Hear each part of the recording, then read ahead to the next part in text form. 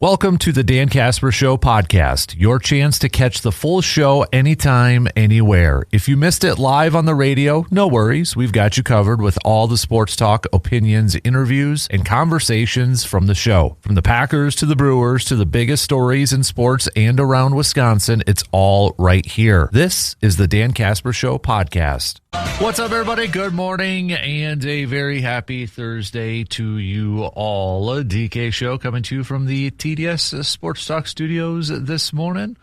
Thanks for hanging out with us and making us a part of your start. Whether you are listening on the radio dials of 105.1 FM, 790 AM, also available online at sportstalk1051.com, WAYYradio.com. You got your Alexa device, smart speakers, app, download it, take it on the go. Video stream also up and rolling here on YouTube.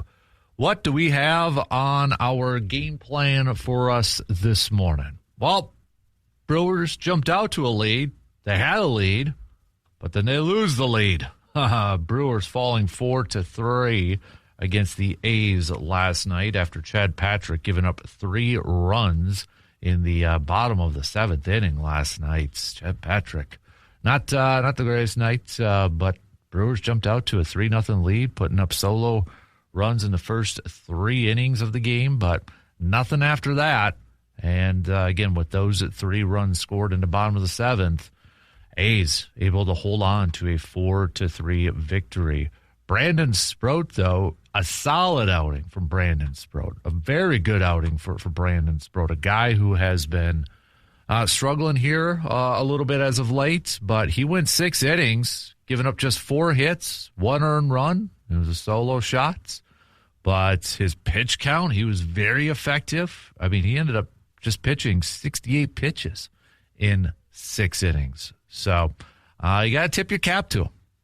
You got to give him a big tip of the cap for what he did yesterday, and probably, I would assume too, will prolong his chances and opportunities to stay in the starting rotation here for the Brewers.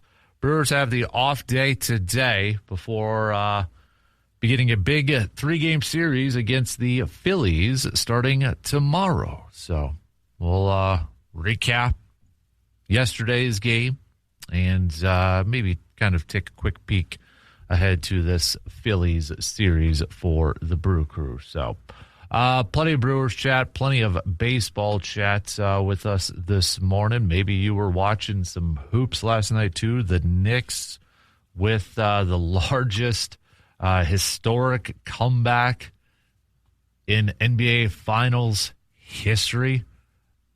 It was a fantastic finish, a tip-in after a Jalen Brunson miss by OG with just, under 2 seconds left to take the lead. At one point, the Knicks were down at 29 points, down 20 points in the fourth quarter, but they were able to make this epic comeback and get Game 4 and now have a 3-1 series lead. 1 win away for the New York Knickerbockers to get that championship. So it was, say what you want about Knicks and all that. It was a fantastic comeback and a fantastic finish for the Knicks last night. So what else do we have on the docket here this morning? We're going to chat a little football too. Tucker Kraft chatting a little bit with the media yesterday, and sure sounds like he's going to be ready for week 1 of the NFL season.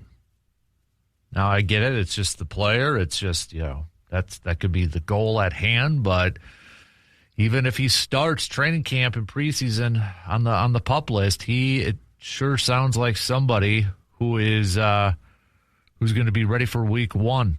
And he has somebody that really wants to play his whole career with the Packers. Yesterday, saying, quote, "I want to play for this organization my entire career. I'm spoiled to have been drafted here, and this is all I know. Green and gold is all I know. So we'd like to keep it that way. And my agent and the Packers front office, they're going to be in those talks in time when it comes. You guys will find out eventually. He again anticipates playing week 1 without a pitch count. And we'll go through some other comments from Tucker Kraft with his media availability from yesterday. So, and speaking of Tucker Kraft, okay, so Tucker Kraft, Christian Watson, Jaden Reed, Josh Jacobs, from a position player standpoint, or from one of those, take Jordan Love off the table here, take the offensive line off the table. Who do you think is the biggest key for this offense, for this Packers offense, to be I don't know if I want to say go-to guy, but who is the biggest key to maybe make this engine run that's not an offensive lineman, that is not the quarterback? So you got to choose between these guys. Tucker, Jacobs, assuming he plays, Watson, Reed. If you got to pick one of those guys, who would it be? Have a little fun with this. Talk a little bit about it coming up later on here. Also on the docket, since it is Thursday, we kind of adjusted some things here, but we're going to do a little Am I Wrong, brought to you by Mike's Star Market. So give me your Am I Wrongs. Am I wrong for thinking this? Am I wrong for saying that? Got a sports opinion? Got a sports thought that you'd like to throw out there for a little Am I Wrong? Send it on over. All right, text it to us on that Shoe Doctors bullpen line, or comment on the Section 105 chat room, too. What are your sports Am I Wrong statements? Also, we're going to do some fun 3 up, 3 down. It's kind of like a stock report, but 3 things, 3 items, 3 sports things that are up, 3 things that are down. And you can play along, too. Give me your 3 ups and 3 downs. All right, I got my list, but we'll see. I'm curious to get everybody else's, too. So, got that on the docket. No Jake Bolks today, but we are going to chat with Hunter Baumgart, Brewers reporter for Fox Sports Wisconsin, 9:20. So Hunter will be joining us at 9:15 this morning during the today being a Brewers off day. So we'll kind of look back at this A series, talk a little bit about Luis Lara, and look ahead to the Phillies series. There's a really cool story by Adam McCulvey, though, on Brewers.com about Lara. Apparently he has a good relationship, I would assume, with William Contreras. And I guess Lara told Contreras about the contract offer before his parents even, just kind of getting some feedback and maybe some advice from Contreras too. So it's kind of a cool little story there. Cool little nugget. Go check it out on Brewers.com. All right, speaking of Brewers, let's get things rocking and rolling here this morning, shall we? We'll take our first break, and then we'll get the leadoff going here. Last night, Brewers falling to the A's, dropping the series to the A's. Now, off day today before getting set for their series against the Phillies. Brandon Sproat, though, got to tip your cap. He pitched well last night. Just not enough offense, and Chad Patrick getting charged with the loss and blown save. So we'll take a look at last night's game. Maybe a little peek ahead of the Philly series. First break, and then the leadoff coming up after these quick words.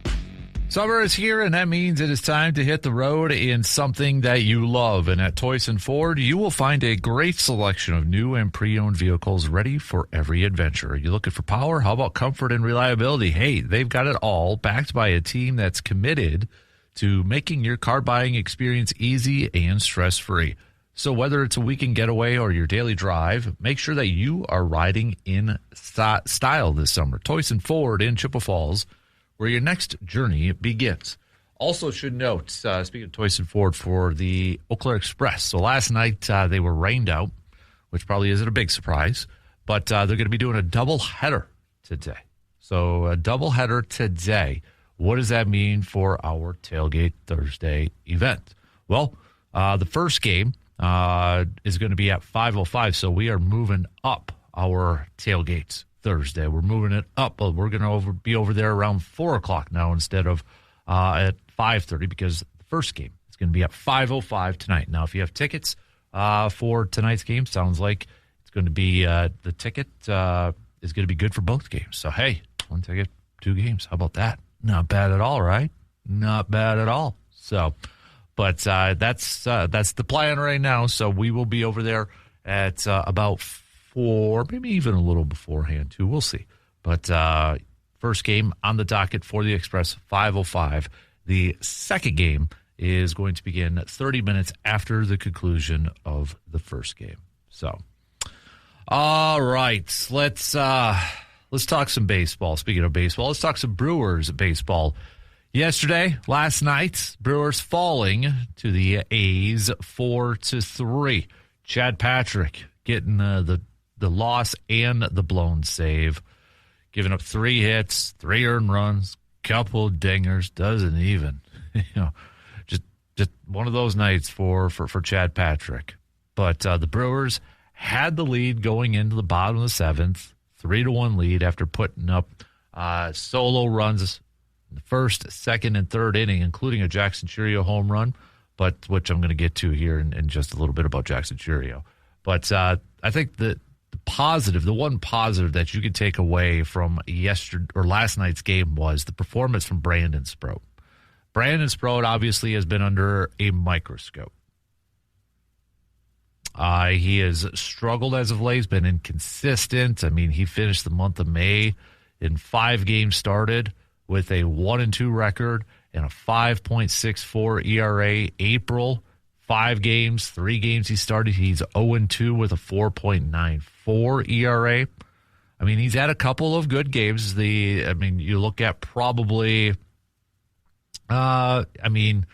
maybe that Padres game on the 12th, he went 5 1/3, giving up just 6 hits. Not that one. It's the Cardinals one is what I'm looking at. The 4-inning game on May 6th, 1 hits, 5 strikeouts. But more times than not, it feels like Sproat has been inconsistent, just struggled a little bit. It was, after his last outing, Pat Murphy saying they ain't going to cut it. Can't have duds like that. Well, Brandon Sproat didn't have a dud last night. He came out and he pitched incredibly well. Put his team in a position to win the ball game. Had the lead when he gave up the ball to Chad Patrick.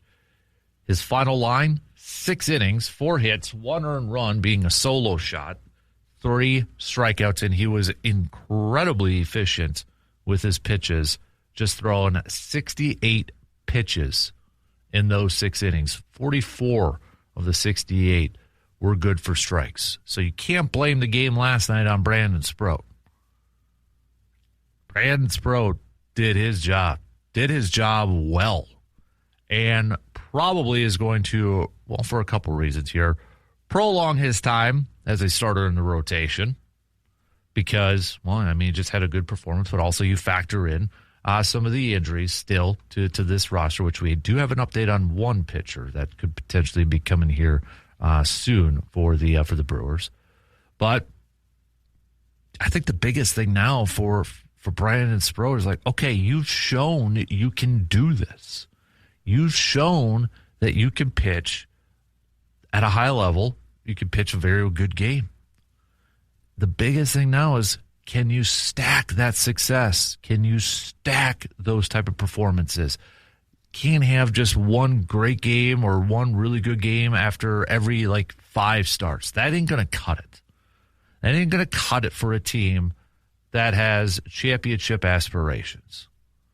He's got to put together a string of performances, pitching performances, like he did last night. That is, I don't think anybody who has watched Brandon Sproat pitch, there's stuff there to like. He's got some good stuff. Is he being asked to be a big-time contributor Too early? Maybe so. But he's got the stuff, and I think that's just the biggest thing now that he has to clear. This hurdle that he has to clear is, can you put together another start like he did last night on a consistent basis, not one every 5, 6, 4, whatever. And he's not going to be perfect. No pitcher's going to be perfect every time that they're going to go out there, but more times than not. You just want to be able to see him stack that success, build upon that success. What did you do yesterday? What was working yesterday? Everything from a preparation standpoint to in-game stuff. Take a look back at that and say, okay, let's continue down this path. Let's continue, doing this. See if this is what's going to help make me consistent and pitch at a high level. He's got talent. He's got the stuff. It's just he needs to be more consistent now. With the loss last night from the Brewer crew, in case you are one that is looking at the standings here in the division, you've got the Cardinals nipping a little bit at the heels here of the Brewers because the Cardinals can't lose. They've won 6 games in a row right now. Those pesky St. Louis Cardinals. They are now 3.5 games behind the Milwaukee Brewers for first place in the division. And, I mean, you look at the upcoming schedule. I know it might be a little bit too early here to be doing that, but just for funsies, they wrap up with the Mets today. Then they got the Twins and then the Padres. But Cardinals ain't going away. They're one of the better stories in baseball, or maybe one of the most surprising stories in baseball, just because I think they're doing this maybe a year or two earlier than what a lot of the, quote, experts thought. But they're definitely a force. There's no question about it. Pittsburgh is in third, 7 games back. And you got the Cubs, and then you've got the Reds. But a quick note. We have a Brandon Woodruff update. Maybe a decent one here, too. We might be seeing Brandon Woodruff here in the next couple of weeks. Adam McCulvey from Brewers.com noted that Brandon Woodruff is rejoining the Brewers in Milwaukee later this week. Nothing set in stone, but it sounds like he could be a candidate to start next week against the Guardians. Brandon Woodruff just a couple of days ago threw 68 pitches in his Arizona Complex League starts. He went 3 2/3, 5 hits, 3 earned runs, 5 Ks, and a couple of walks. Now, his fastball, from what I read, was averaging about 91, which is still about a mile per hour lower than his average, but definitely higher than that last time we saw him on the mound where he was, thrown in the 80s and such. And it sounds like that Brandon Woodruff is adjusting his motion a little bit, maybe with a little bit of a lower arm angle, lower arm slots. So adjusting that a little bit maybe to help with that shoulder, with that lat strain, so he doesn't run into similar issues throughout the rest of the season. So we'll see. But might be some good news that Brandon Woodruff could be back in the starting rotation here for the crew as early as next week going up against the Guardians. So, all right, let's talk some more Brewers, but I want to talk a little bit about Jackson Chourio. Jackson Chourio is on a hot streak right now. This kid is playing incredibly well. And anybody who's been watching or following along or listening, you probably already know, but dude is raking at the plate as of late. How well? Let's go through it. We'll take a quick break and talk a little Jackson Chourio coming up after these quick words. Summer is the season for golf, softball, pickleball, running, staying active, but aches and pains, hey, they could quickly slow you down, man. And that's where Chippewa Valley Orthopedics and Sports Medicine comes on in. Their experienced team helps weekend warriors and athletes of all ages get back to doing what they love with expert care and treatment options designed to keep you moving. So play more and hurt less with the help from Chippewa Valley Orthopedics and Sports Medicine. Get started today by visiting cvosm.com. Jackson Chourio has been playing some lights-out baseball here as of late. In his last 35 at-bats, he has 4 home runs, a 343 average, and slugging 743. In his last 62 at-bats, 323, a 629 slugging percentage, 5 home runs. So far this season overall, Jackson Chourio has 6 home runs, 20 RBIs, a 304 batting average, a 358 on-base percentage, and an 872 OPS. Obviously, right now, those numbers are higher than his career averages. Just a couple more nuggets here. So, Jackson Chourio in his so this was from Just Baseball, the only National League outfielders hitting over 300 with a 140 WRC plus minimum 140 plate appearances. Jordan Walker and Jackson Chourio. Chourio, who hit a 440 plus bomb to center field last night too. By the way, if you're wondering, like, well, what's WRC plus? Weighted runs created plus. It's an advanced baseball statistic. All right, it's supposed to measure a player's overall offensive value by quantifying how many runs they create per plate appearance compared to the league average. So 100 is around league average. Above 100 means that the player is that percentage better than the average hitter. So Jackson Chourio's case, that 140 means he's 40% better. So, yeah, he's playing incredibly well right now as of late. And how do I want to say this? Like, I don't know if this is going to be how Jackson Chourio is played right now, if this is going to be what we're going to see throughout the whole season. But I mean, this dude, we keep for the last 3 years, the term that people keep putting on him is, like future superstar in the making. At what point do we stop saying that? Right. And I think it was, like the Bucks. Remember when the Bucks were, they had Giannis, but then they're kind of building and, with own the future sort of thing. Well, when's the future? The now. When do people stop saying, or when should we stop saying that Jackson Chourio is a future superstar? He's either a superstar or he's not a superstar. And hopefully right now he is well on his way to entering that superstar status. Here's a few other nuggets about Jackson Chourio. This is from Eric Cross, lead MLB writer from Roto Baller, comparing some advanced statistics from Jackson Chourio from last year to so far this year. Barrel percentage. Last year he was 9.7%. This year 15.8%.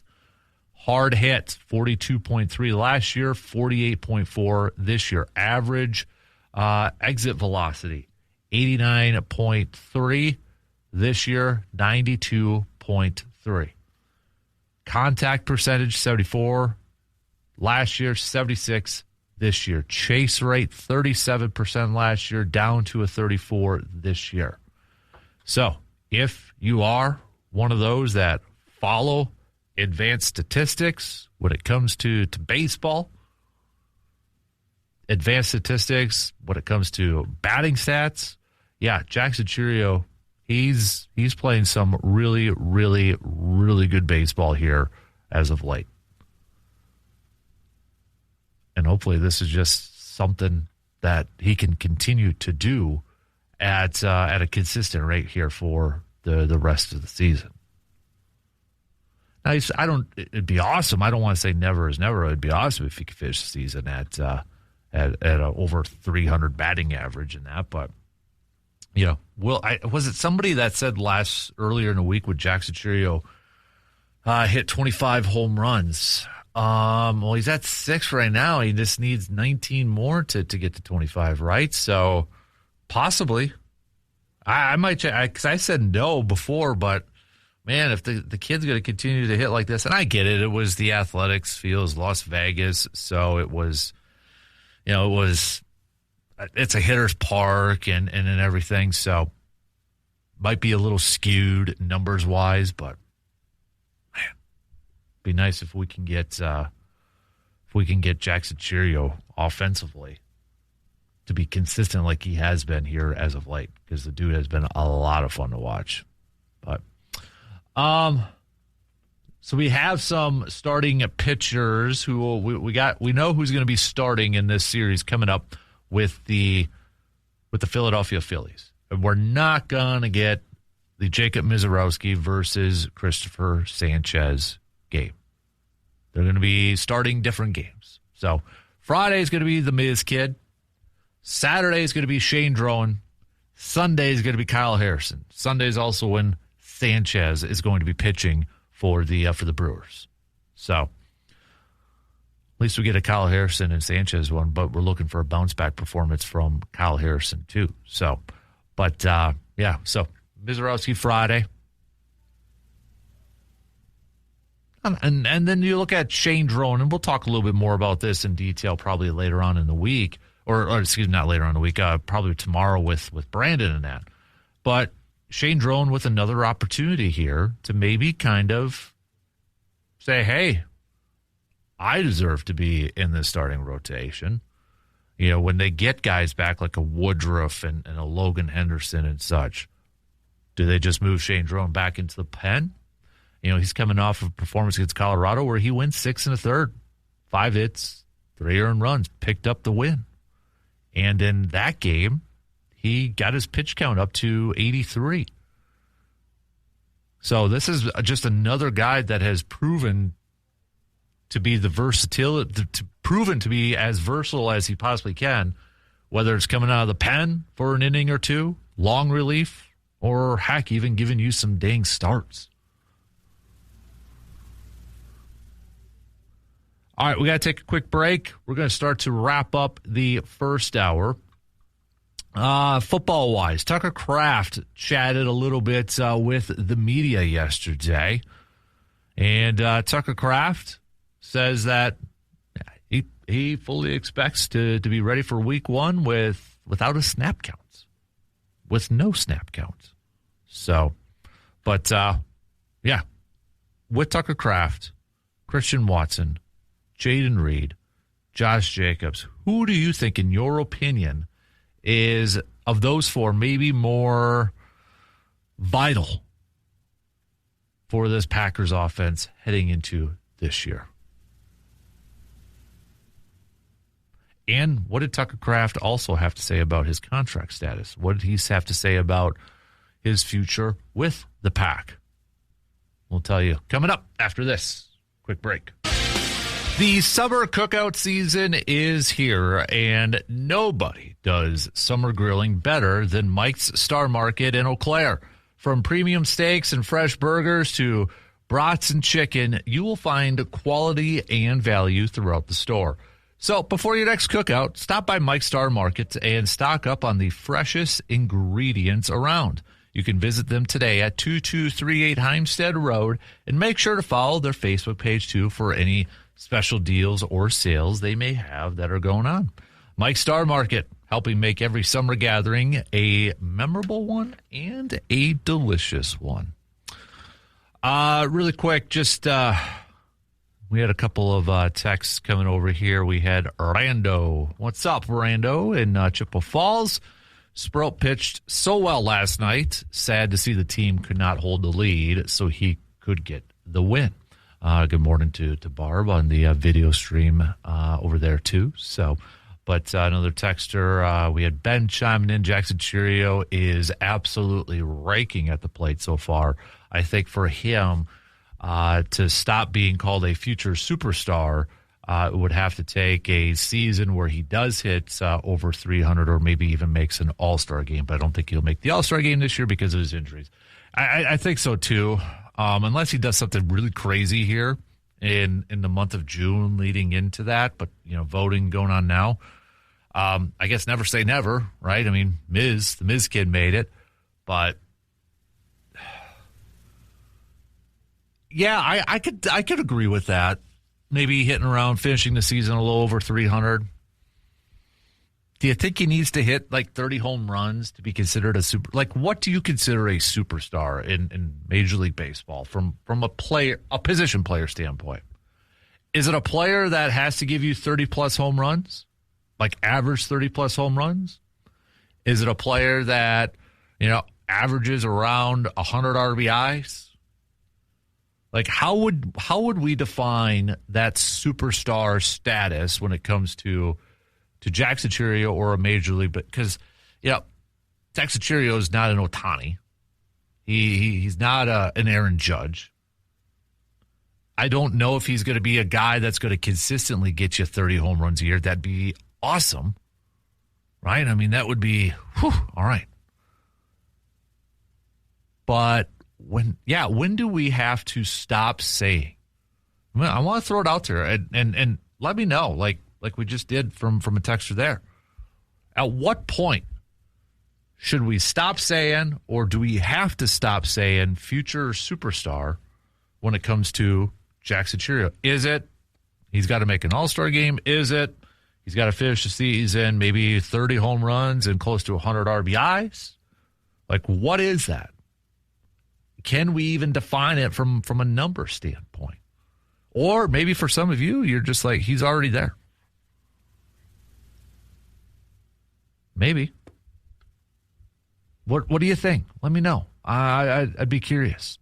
We had another texter chiming in saying, speaking of Jackson Chourio, it's coming at the right time because Bryce Terang is not performing consistently at the plates here as of late. Yeah, I actually have his numbers up here, and it kind of surprised me a little bit, but month of June, he is actually hitting 286.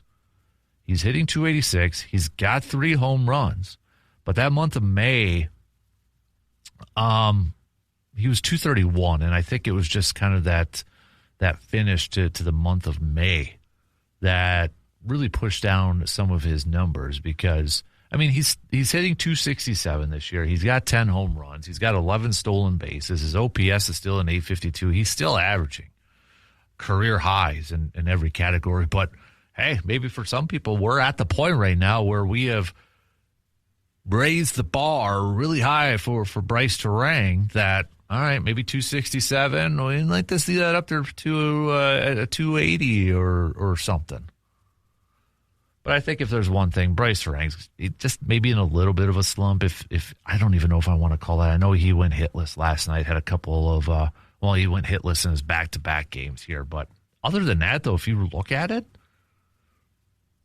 he's gotten at least a hit in every game this month of June, except for his last 2 games against the Athletics.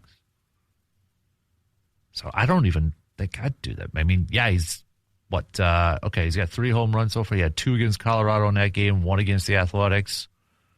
I don't even know if I'd say that.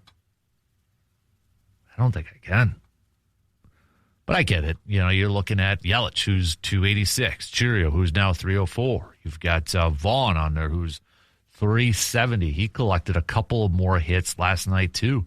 This is the thing, too, that the Brewers are going to have to kind of figure out.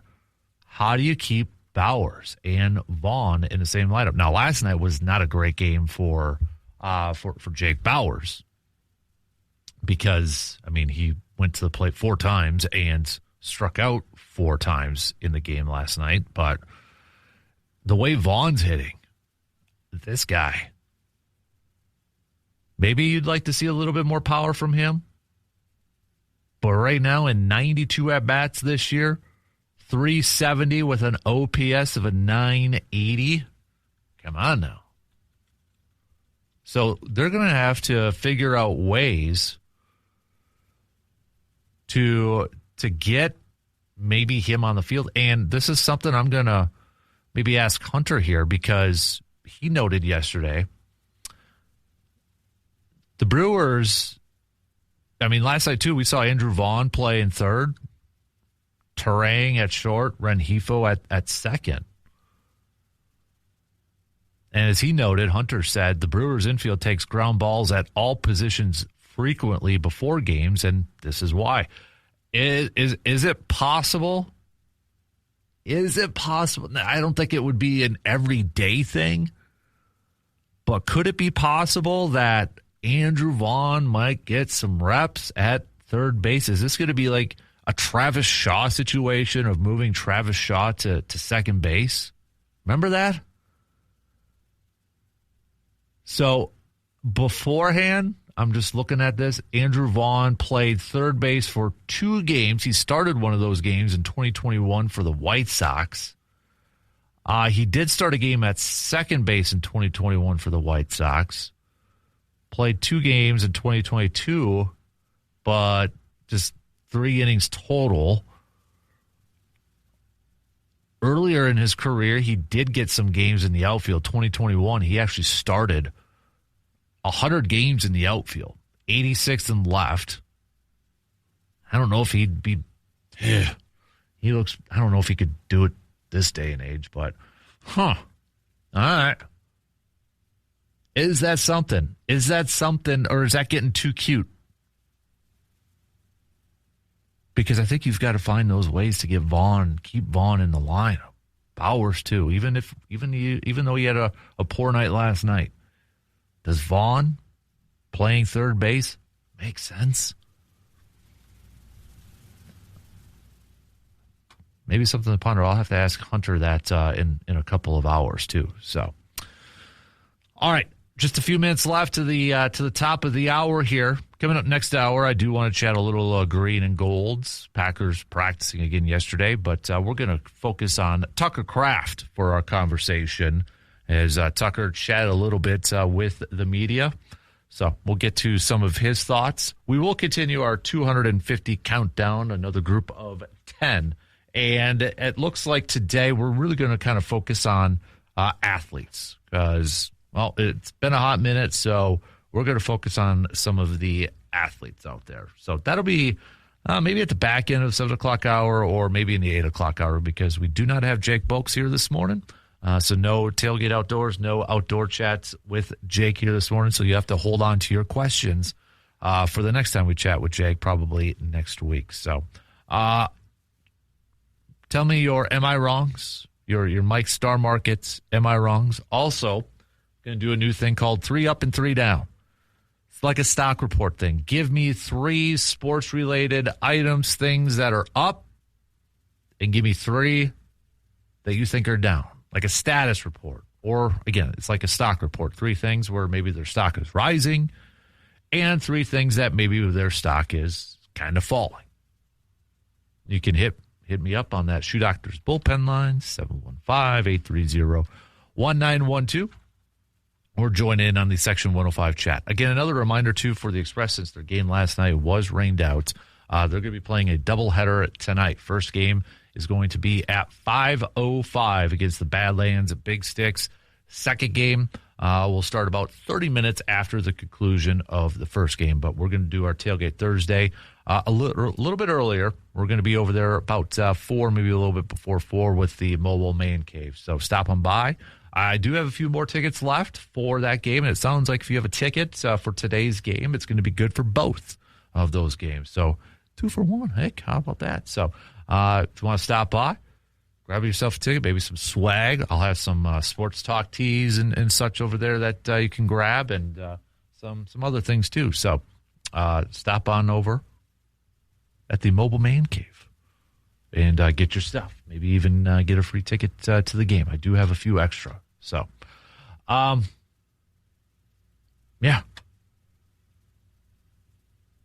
No, I was reading something on Twitter. All right, sidetrack. Got to minimize that. All right, only got a minute left. So we'll kick off the next hour talking a little green and gold. Did Tucker Kraft yesterday have the rallying cry or the phrase of the offseason so far?